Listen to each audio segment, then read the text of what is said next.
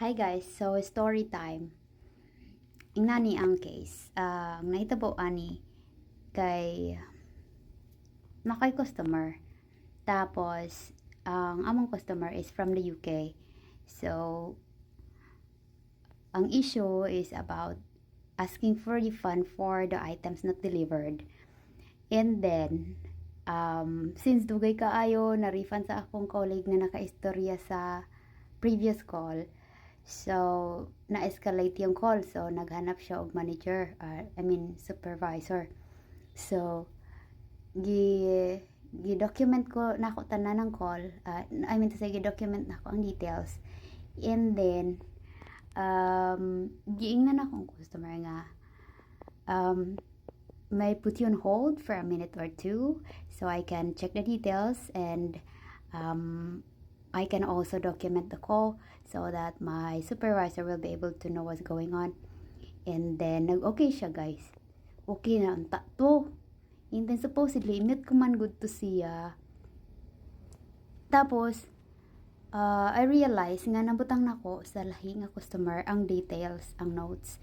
So, nisingit ko, hala day! Namali ko. Namali ko day. Ana akong pagkaingon niya ni-response ng customer, what? Ingon ako, hala, sorry. Sabi ko, ay sorry. Tapos nikatawa siya guys, nagluom-luom gid siya katawa kay kabaw siya nga dili ko British. Ko ato nya kabaw ka kanang mazero dagay ko ato sa QA kay gina-check ra ba ng mga calls.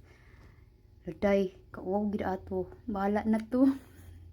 Imbis ko kayong customer kay dugay kay na refund unya sa iya dako na kaito nga kantidad ang wala na refund kaya nangita siya supervisor. Okay man ta nako to, kaya man ta nako to nga call niya, gusto man niya supervisor.